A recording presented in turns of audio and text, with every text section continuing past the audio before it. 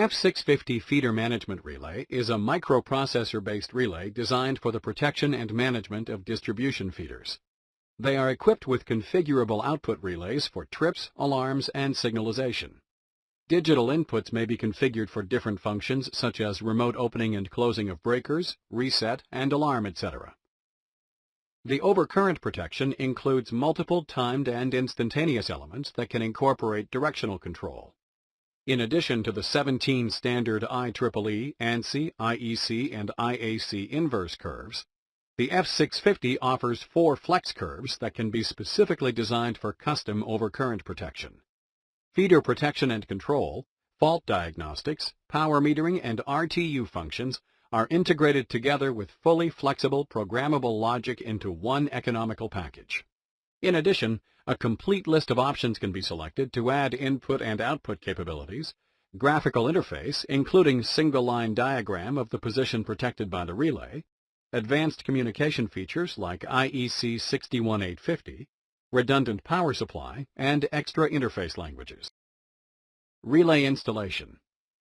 The relay case can be installed in the panel of a standard 19-inch rack, either alone or adjacent to another 650 or SR series relay unit. Its dimensions also allow installation on an industrial panel. Mounting instruction. Review the dimensions and location of the relay wiring before selecting a location within the panel that is appropriate for the relay. Cut the hole in the panel to the dimensions shown in the drawings and drill the screw holes. After the hole in the panel has been prepared, slide the relay into the panel from the front. Apply firm pressure on the front to ensure the front bezel fits snugly against the front of the panel. Finally, fix the relay in place using the 4 nuts and bolts provided with the equipment. Status indicators for the 650, in addition to a 40-character message display and keypad, allow control, programming, and status monitoring without the need for a computer. However, the conveniently located front serial port allows easy connection to a computer for programming and monitoring.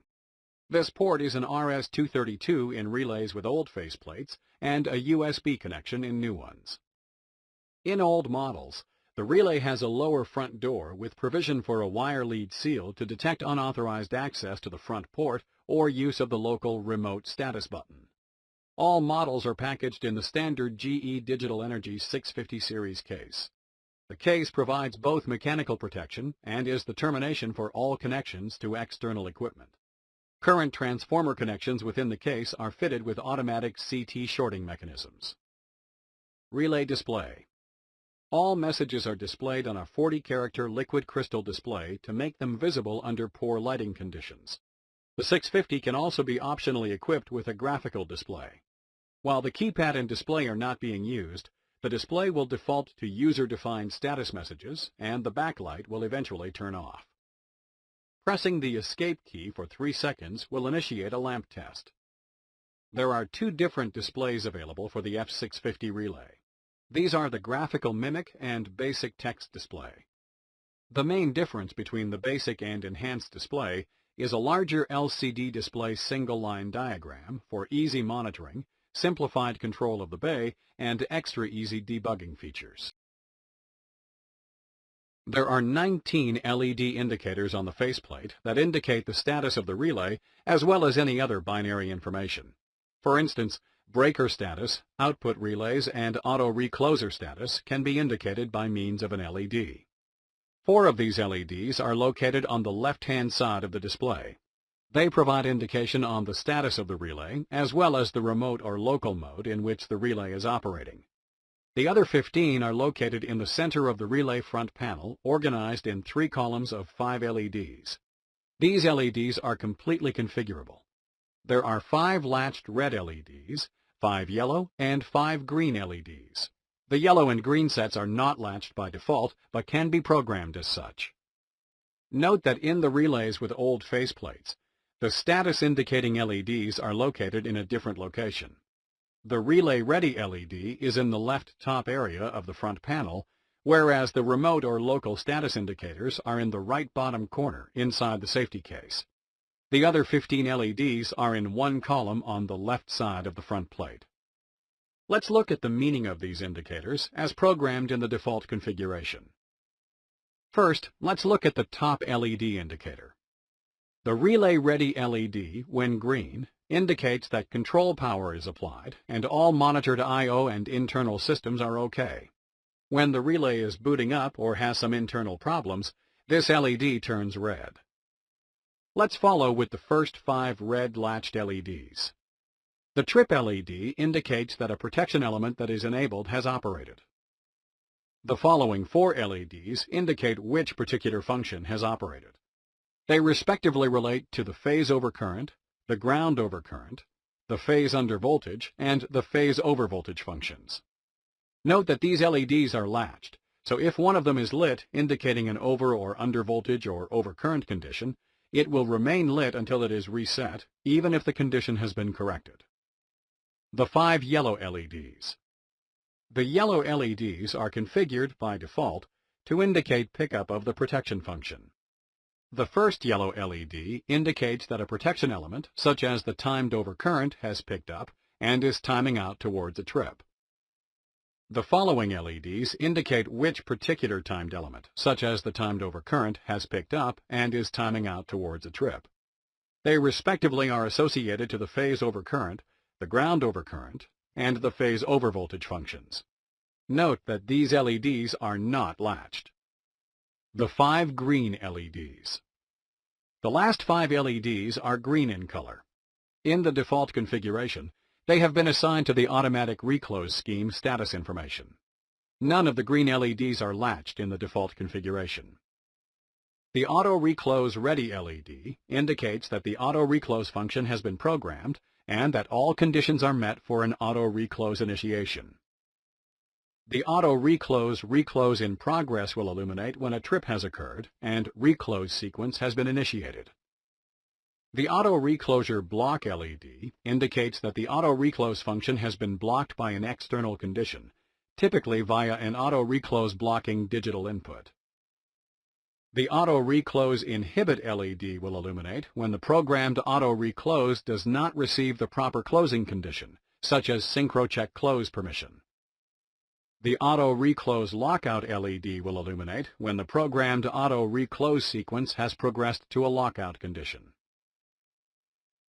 The 3 Operation Mode LEDs. The 3 LEDs located below the Ready LEDs indicate the possibility of executing operations.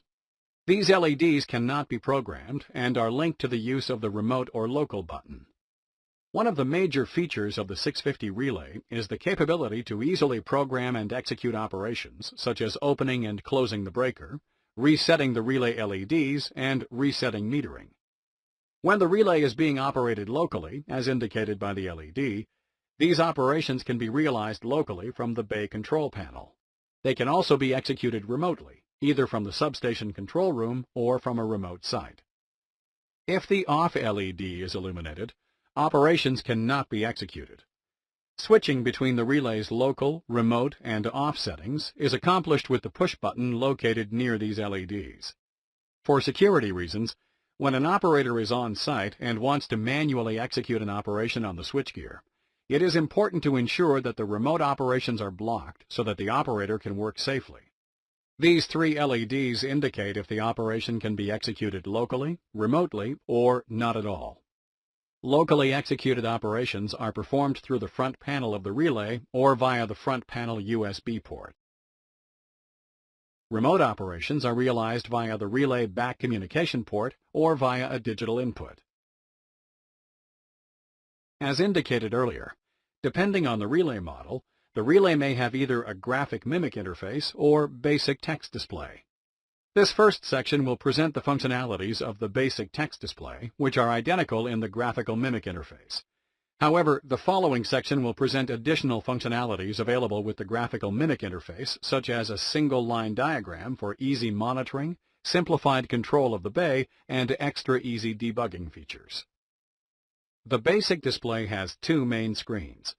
The user can navigate between the 2 using the escape key.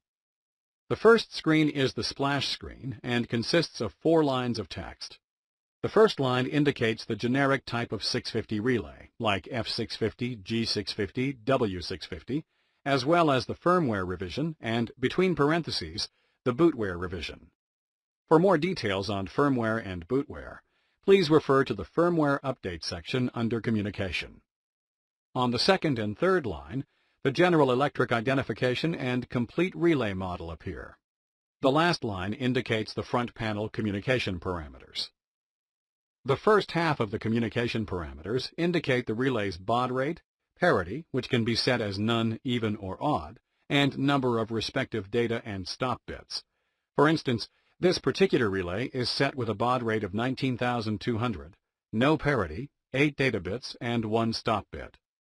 The number after the word Modbus indicates the Modbus address associated with the front panel RS-232 or USB port, in this case 254. Pressing the Escape key takes the user to the second main screen of the relay, where settings are displayed in a tree-like structure for easy access through the front panel HMI. With new faceplate models, the arrow up and arrow down keys allow the user to navigate between the various branches of that tree.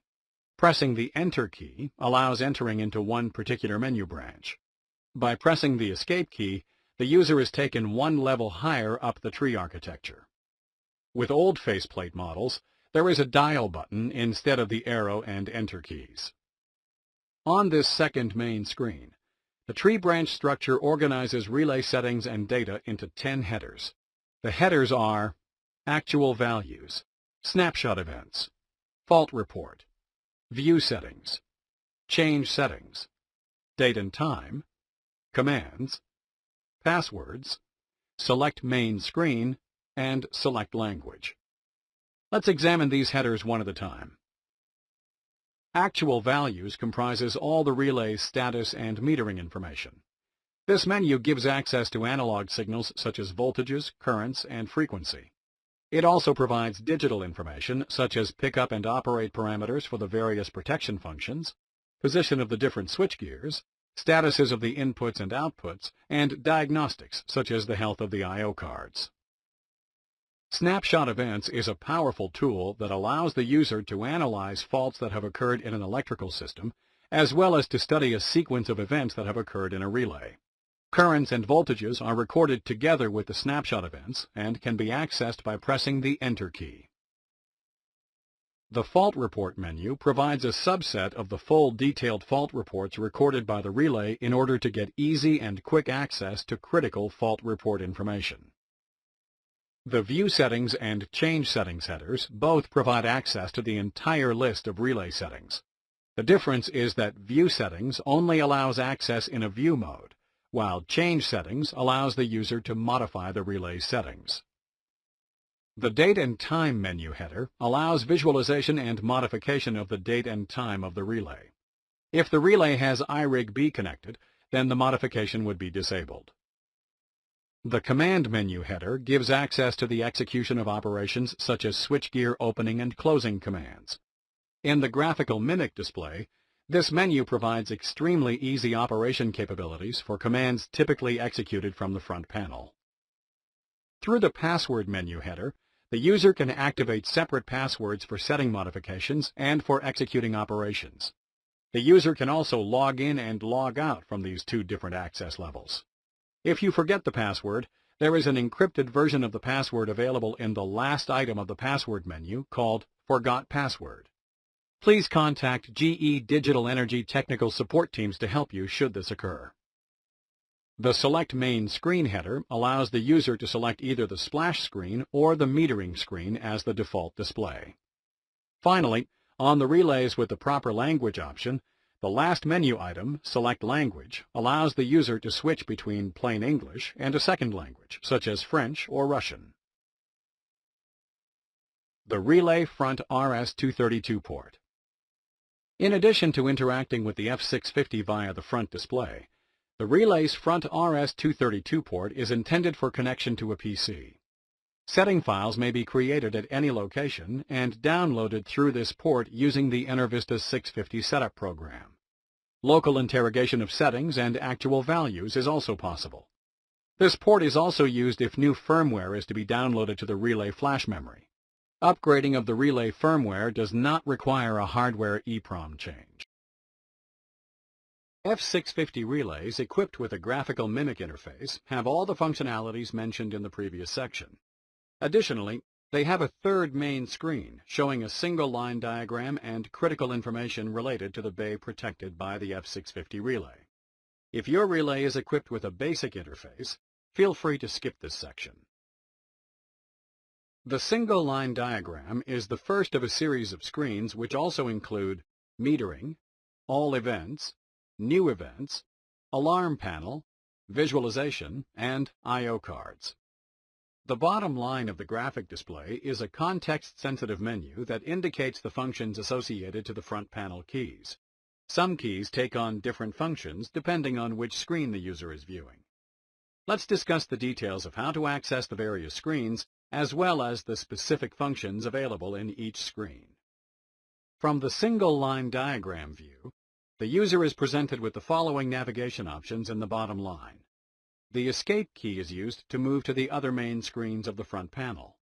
The next option, realized by pressing the rotary knob on the old faceplate or by pressing the Enter key on the new faceplate, takes the user to the next screen of the graphical mimic, in this case to the primary metering values screen. The Select option is carried out by rotating the rotary knob in the left and right direction, or in the new faceplate design, this operation is represented by up and down arrows. This movement results in selecting which operation to execute, for example, closing and opening the breaker. When the selection is done, the operation is executed by pressing Next, that is, by pressing the rotary knob on the old faceplate or the Enter button on the new one, as indicated on the bottom line of the graphical mimic display. A confirmation is then required to execute this operation. The metering screen. From the single line diagram, pressing Next changes the display to the metering screen. From here, we can use the Escape key to return to the previous screen. We can use the left and right rotation of the knob or the buttons with the up and down arrows to scroll through the metering values, and we can press Next to move to the next screen, which in this case is the All Events screen. The All Events screen. This screen presents the last 479 events recorded by the relay. These events are useful to analyze substation faults detected by the relay and to troubleshoot equipment behavior. For each event, the list indicates the exact time of recording down to the millisecond, the name of the event, and the current status of that signal. Signal status can be on or off, depending if it has been activated or deactivated at the moment of the event recording. Pressing the Menu key in the menu gives access to the additional menu options on this screen, which the user can toggle through with the rotary knob or arrow keys. The options are Next to move to the following screen, Previous to go back to the metering screen, Reload to update the list of events displayed on the screen. Once the list is displayed, it is static. It is not refreshed automatically in order to make it easier to use. To refresh this screen, the Reload option has to be selected. Details to provide additional details on each event, such as the date and time, as well as all the phase voltage and currents, and positive, negative, and zero sequence of voltage and current. The New Event screen.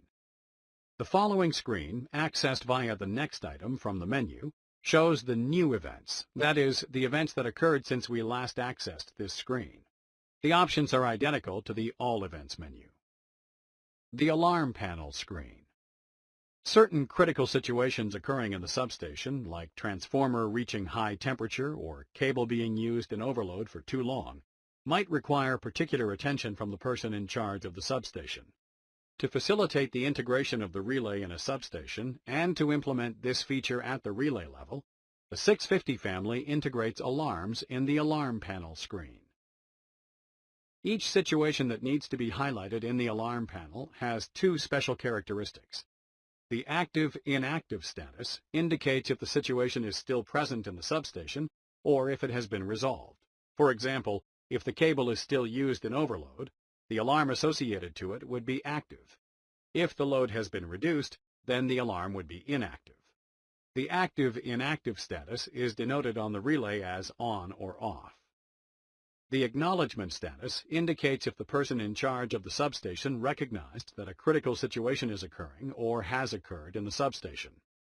When a new situation occurs, the associated alarm is in Not Acknowledged status. After being recognized by the user, the status passes to Acknowledged. The user can acknowledge an alarm first by pressing the Menu option to access further menu options, and then toggling to the Acknowledge key. If a critical situation passes to Inactive and is acknowledged, then it disappears from the alarm panel list. All active alarms and all unacknowledged alarms remain until they become both inactive and acknowledged. I/O card.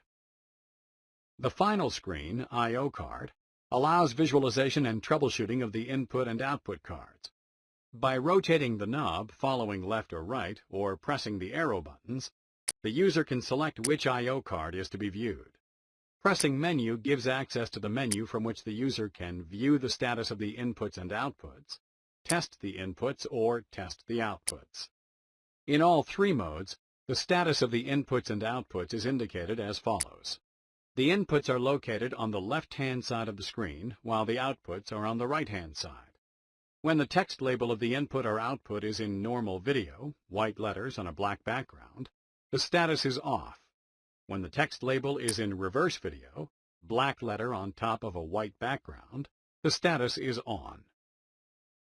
The test input and output is a powerful troubleshooting tool integrated in the 650 family of relays. The test inputs can help in checking that a certain portion of the configuration of the relay is working properly without the need to apply a voltage at the terminals of the input.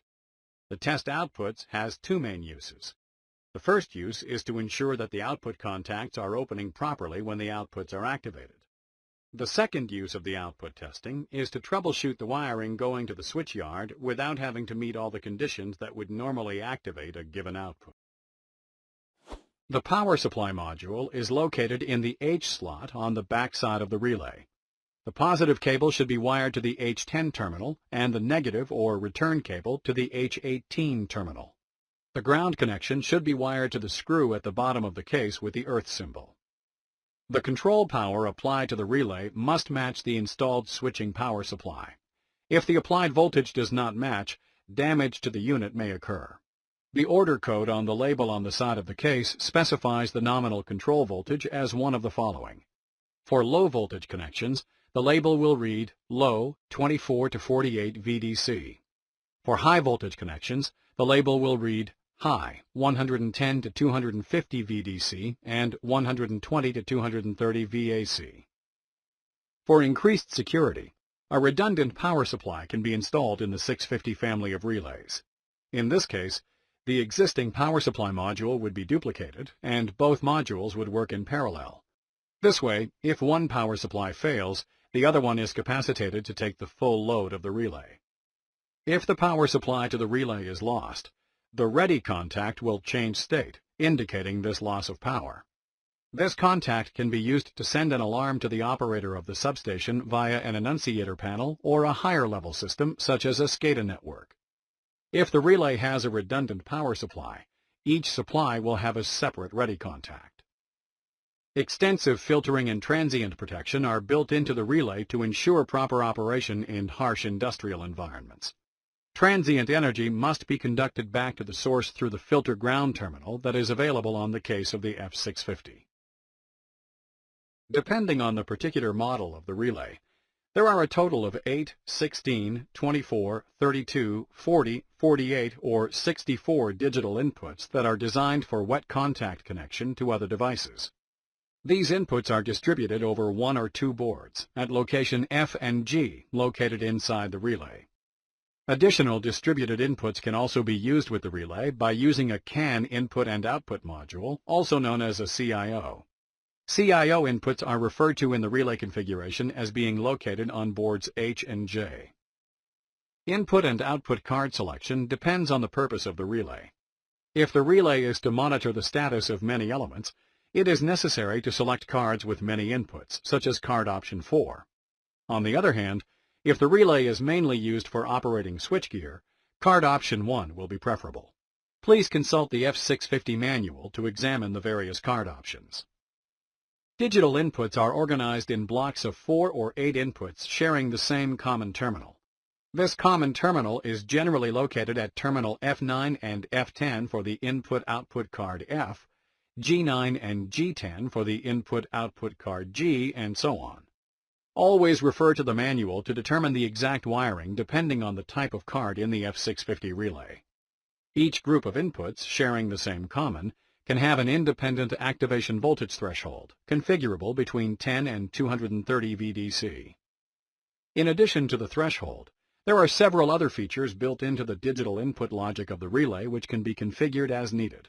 They are debounce time, which is a time provision made in the relay setting to accommodate mechanical bouncing of the contact when closing and is used to distinguish between noise and a real closing of the contact. Input type, allowing an individual input to operate in positive or negative logic or edge. And finally, input time delay, which sets a delay between activation of the input signal at the relay and implementation of the relay's logic. More details explaining how to configure the digital inputs will be shown in the software section. At this time, it is appropriate to review the terms failsafe and non-failsafe.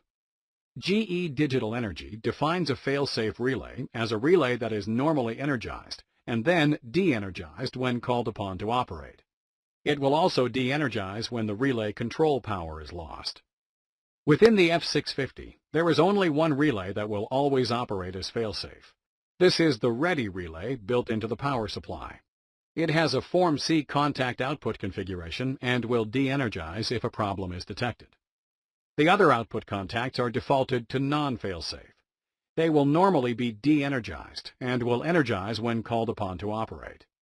If failsafe operation is required from one of the auxiliary relays, their non-operated state can be programmed to be energized. Depending on the particular model, the 650 relay is equipped with 0, 8, or 16 contact outputs. Boards of Type 1 have 2 Form C output contacts and 6 Form A, while boards of Type 2 have 8 Form A contacts. In the default configuration, outputs 7 and 8 on board F are respectively configured as close breaker and open breaker. These contacts operate equally from any activated protection function or element, from the auto recloser control element, or from manual or remote operations. It should be noted that the 650 does not have any fixed trip or close output contact. Each of the output contacts have the exact same rating and technical characteristics and can be individually configured to best match the end-user application. The F650 trip circuit supervision includes two types of supervision: circuit supervision and contact seal-in. The circuit supervision ensures that the tripping and closing circuits are healthy and can be relied upon to open or close the circuit breaker. The contact seal-in is a security feature that can be added to preserve the integrity of the trip contact in case of a faulty breaker auxiliary contact. Supervision schemes will vary depending on the type of I/O board. For a 650 relay equipped with a Type 2 board, several supervision schemes are possible thanks to the voltage and current supervision features. As mentioned earlier, the Type 2 board can be installed on either the internal F or G slot of the relay or mounted in an additional CIO module connected to the 650 via a CAN bus. Circuit supervision. The main purpose of the circuit supervision is to monitor the control voltage of a tripping or closing circuit. This voltage is essential for the correct operation of the circuit breaker. If this voltage is lost, then the circuit breaker cannot be operated even if the F650 relay gives a command to do so. This is particularly dangerous if the breaker is closed and the control voltage is suddenly lost. If during this time the F650 detects a fault and operates its tripping contact output, the breaker would not trip due to the lack of the control voltage and thus will be unable to isolate the fault. The circuit supervision feature in the F650 can detect this condition and generate an alarm so that operators can take immediate action and restore the lost control voltage. The general principle of trip-close circuit supervision is that a current of 2 milliamps for an external supply voltage from 30 to 250 volts DC is passed through the breaker trip coil. The supervision circuit responds to a loss of this trickle current as a failure condition. Depending on the design, Three coil supervision schemes are available with the F650. Simple voltage supervision, double voltage supervision, and double voltage supervision and serial resistor. Let's examine these three schemes in more detail. The simple voltage supervision scheme monitors the circuit connected to the tripping coil. Here there are two options. The first is to supervise the tripping circuit in any state the breaker is in, whether open or closed. And the second is to supervise the tripping circuit only when the breaker is closed. For the first configuration, a parallel resistance should be used. When using a parallel resistance as shown, the supervision input circuit will place an impedance across the trip and close relay contacts that will draw a current of 2 milliamps for an external supply voltage from 30 to 250 volts DC through the breaker trip coil. The supervision circuits respond to a loss of this trickle current as a failure condition. When the breaker is in the closed position, this trickle current occurs through the breaker and trip coil. When the breaker is in the open position, it occurs through the resistor and trip coil. During trip time, a 500 millisecond timer will delay the supervision fail signal in order to clear the fault and open the trip contact. Please refer to the F650 manual for suggested resistor values to be used in this configuration. In the second simple voltage configuration, supervision of the trip and close coil is performed without the use of a parallel resistance.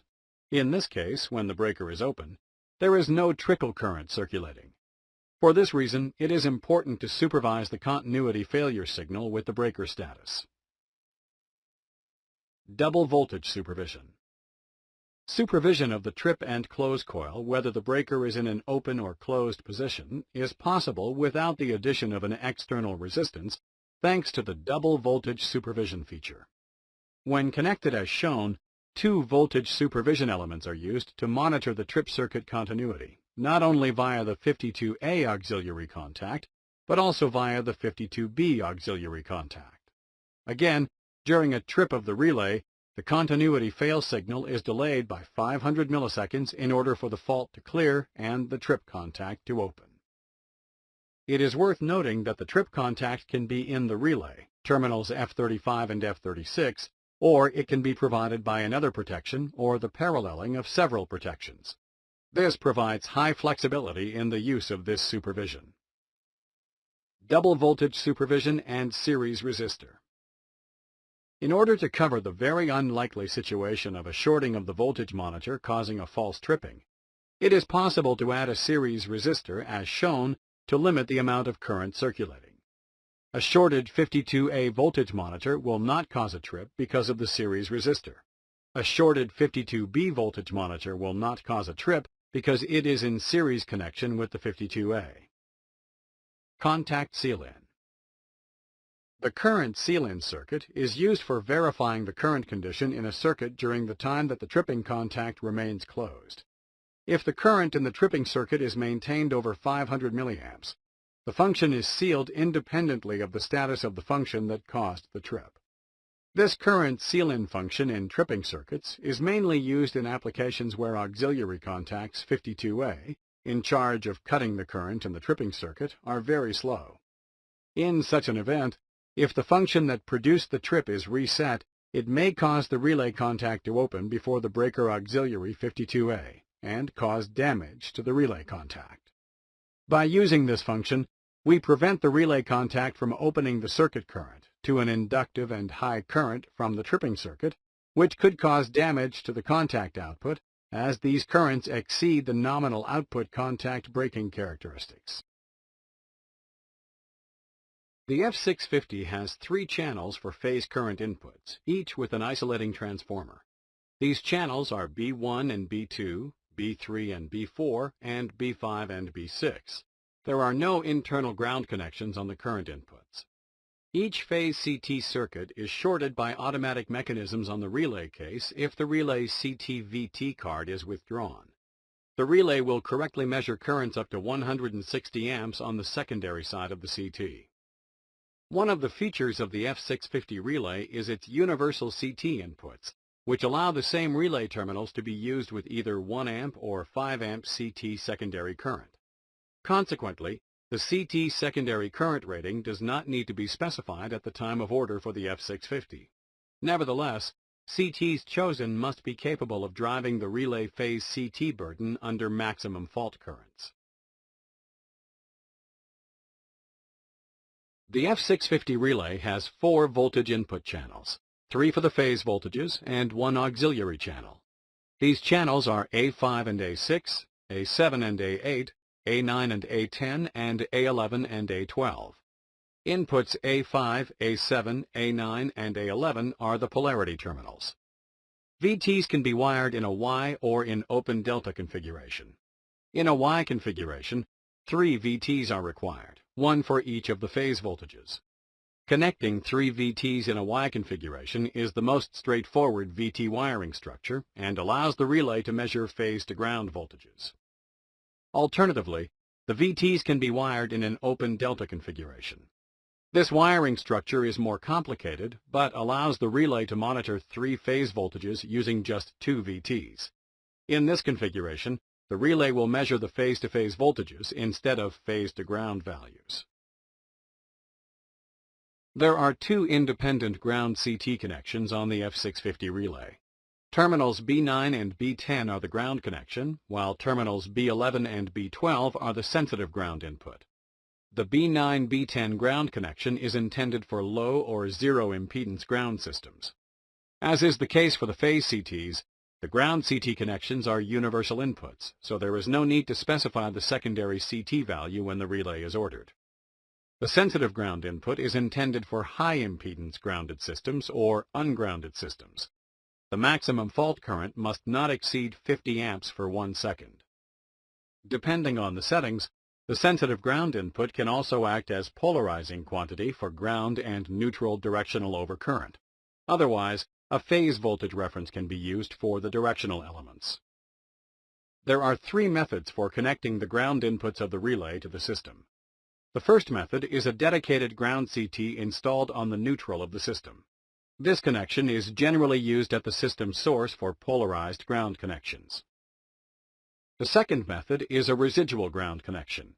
This method reduces the cost of implementing ground protection, but it increases the error in the system due to the accuracy limitations of the 3-phase CTs. Pickup levels will need to be set higher with this CT configuration. The third method is to use a zero-sequence CT. This provides the most accurate ground protection as it allows more sensitive pickup levels. In this configuration, a CT must be chosen that allows all 3 conductors to pass through the window. The exact placement of a zero-sequence CT so that only ground fault current will be detected is shown here. If the core balance CT is placed over shielded cable, capacitive coupling of phase current into the cable shield during motor starts may be detected as ground current unless the shield of the wire is also passed through the CT window. Twisted pair cabling on the zero-sequence CT is recommended. Analog inputs are special inputs that accept a DC milliampere signal. These signals usually come from transducers and are converted into digital format in order to be used inside the relay as required. The input range of the analog inputs connected to the input channel can be -1 to 0 milliampere, 0 to 1 milliampere, -1 to 1 milliampere, 0 to 5 milliamperes, 0 to 10 milliamperes, 0 to 20 milliamperes, and 4 to 20 milliamperes. Board 5 is the analog input board in the F650 relay. A total of 8 analog inputs are available. The positive signal should be connected to the positive input terminal, for example F20, while the negative signal should be connected to the negative input terminal, for example F21. Every 4 analog inputs have a common shield. Inputs 1 through 4 share one shield, while inputs 5 through 8 share another. CIO Remote CAN-IO Module. The CAN Bus Input-Output Module, or CIO module for short, is a simple, robust device that provides additional input and output capabilities for GE Digital Energy's 650 family of relays. The CIO module can be connected to the F650 via the CAN bus protocol over fiber optic or copper wires. The CIO module is designed so that the power supply and contact inputs and outputs are wired in the same manner as the nominal F650 relay configuration. The module is also designed to be mounted with the same board types available for the F650. The positive and return leads for the module's control power are connected to K10 and K18 respectively. The grounding screw on the back of the CIO case must always be connected to ground. This is required not only for personal protection, but also for avoiding a voltage difference between the CIO serial port and the master unit port, which could produce anomalies in communication. CIO units incorporate a CAN bus port in two physical media: glass fiber optic and cable. F650 relays can only communicate with one CIO module. When using a fiber optic connection, the wiring has to be crossed TX to RX and RX to TX as demonstrated here. Using a cable connection, the leads can be directly connected: CAN H to CAN H, CAN L to CAN L, and CAN ground to CAN ground.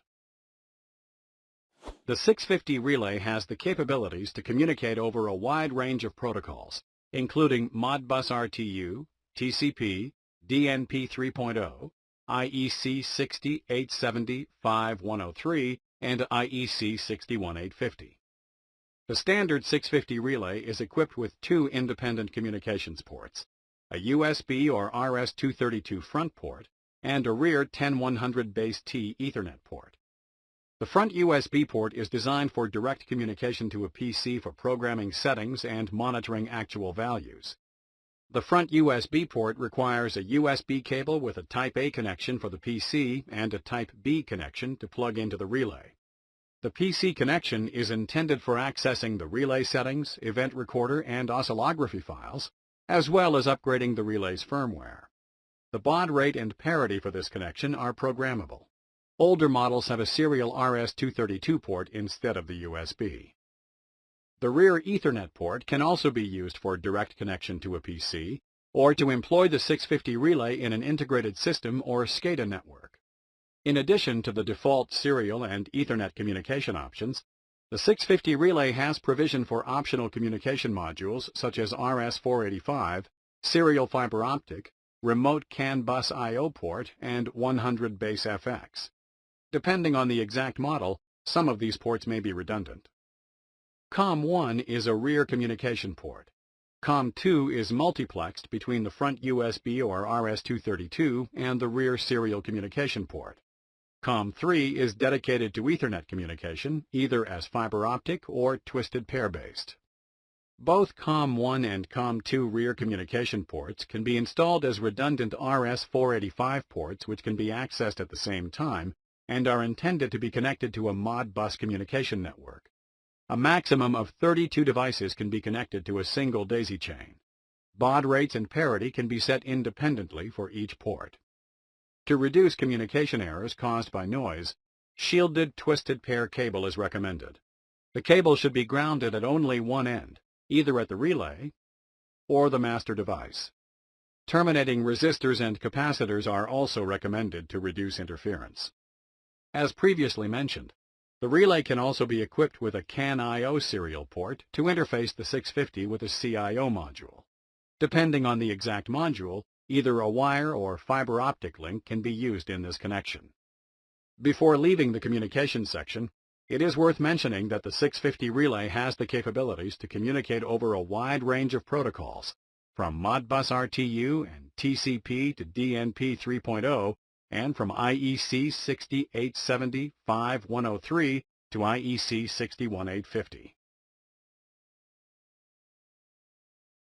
In order to guarantee their own proper operation, relays perform two sets of tests. The first set is carried out when the relay is switched on. During this time, the F650 checks to ensure the power supply is functioning, the processors communicate with each other, and the flash memory is functioning properly. The second set of tests is performed recurrently.